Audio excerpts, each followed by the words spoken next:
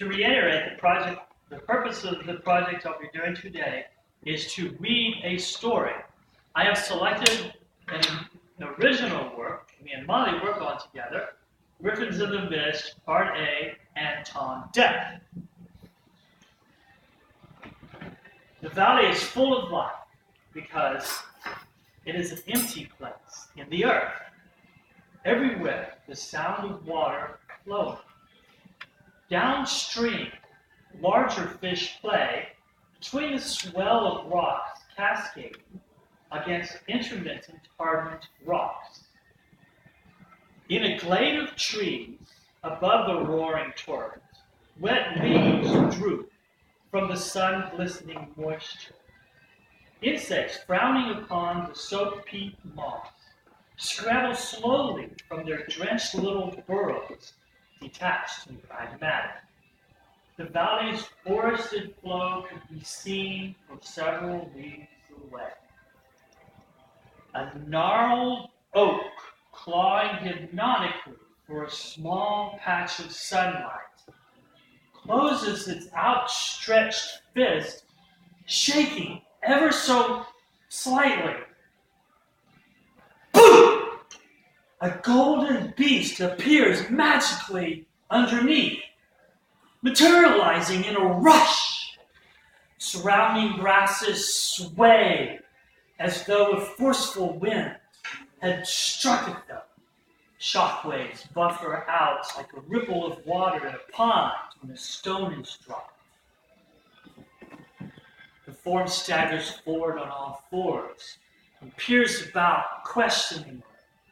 No creature so small as to remain in perpetual hiding is near enough to notice.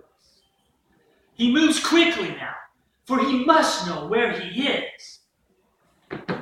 At the edge of a glade is a root-rimmed ledge held fast against erosion, forming a platform that looks down upon the treetops below. Butterfly-decorated treetops. A river passes by, half obscured from view. Opposite that, a small rapid stream, and there is a distant valley twice as high as the one on this side. And above that, a cliff must hide, for the sun will not light the area. The golden beast steps backward from his vigil as a snarl escapes his lips. His eyes turn into slices, hacking about for prey. I'll fight my combatant on any ground, you pathetic old Kronos, it screeches. He raises his forepaws, striking at his waist, as if hoping to find something there, before dropping back on all fours. My blade! For the first time, the creature glares down at its own body. He expects to find a scabbard, empty as the uninhabited valley appears to be. What he sees instead is his transmuted form that cannot even stand proper up on its own two back legs. He gives a short, hysterical outcry of its kind. Terror and rage surge through him at once as he realizes that he has been changed into a monster. A few more yips escape themselves from his beak. He bounds about the glade in disbelief over his discovered hind portion, and then jumping away from it, startled, hoping that he will go forward and that the strange apparition that is his body will remain behind. Oh, you jackal! What have you made of me? You're the jackal. A taunting, unseen spirit giggles from above. And the old man would have you so. Foul spirit, away with you, I called you not. If I am to be the monster in this contest, so be it. I spit in your eye with your watchful ways. You have not the mouth to spit with, ex-sapien, but a forked tongue, same as always. Jack! The voice taunts once more. It dances invisibly among the limbs. The male senses it now, with ears sensitive even to the rustling of wind and dust. The name's not Jack, it's Anton. The aerial servant giggles once more, its presence obviously moving from one tree to another as the creature continues. Mr. Anton, death to you. Then the spirit rests on a limb. Anton tenses. He hears the faint rustling of wood and draws a breath.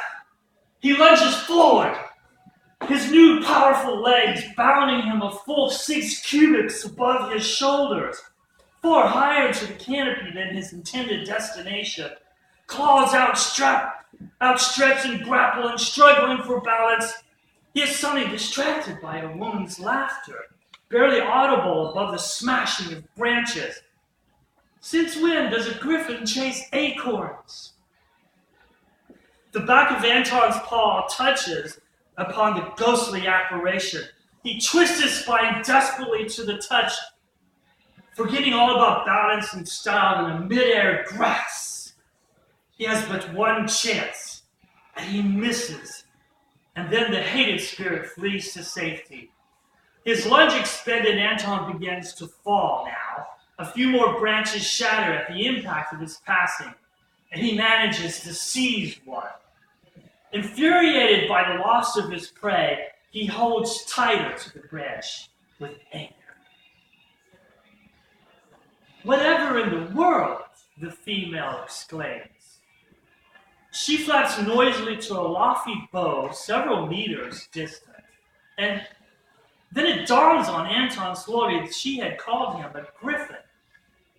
Then he recognizes himself as one of her kind, part lion and part eagle. She giggles annoyingly, all too much like the spirit who had just fled. "Who are you, my lady?" Anton inquires tensely. "I am Philona, princess of this fertile valley. I came because you seem to be in dire straits." "Why would you think that?" "It's acorn season, you see." "Do not taunt me." "Sorry, honest." She glances down humbly at her forepaws. "Forgive me," she asks shyly, looking upon him once more. Anton shrugs in acquiescence. "Good," she accepts. "Then we can talk." "No. You must go away." Confused, she lets out an implied, "Huh?" "I don't want you to get hurt." Anton swings slightly. Under the limb he single-handedly clasped, worries much the same about himself. "See, there's going to be a fight, so you'd better clear out soon." She smiles. "Who are you, I'm waiting for my combatant to arrive. Then we will fight." "Oh, is this someone you know, or..." "No, I haven't met him yet, but I'm sure he'll be along any minute." Perplexed, she turns to leave. "Well, I guess I'll go. Your combatant may show up at any time, as you say." She flaps away, tossing over her shoulder the quip, "And I'm allergic to acorns." Ugh. Anton growls. And he ponders the ground far below him. He is in feline form, so shouldn't he be able to land on all fours? But then again, it's an awful long way down to the ground, and he might crush both sets of legs. "Oh well," he shrugs. "If he has become maimed,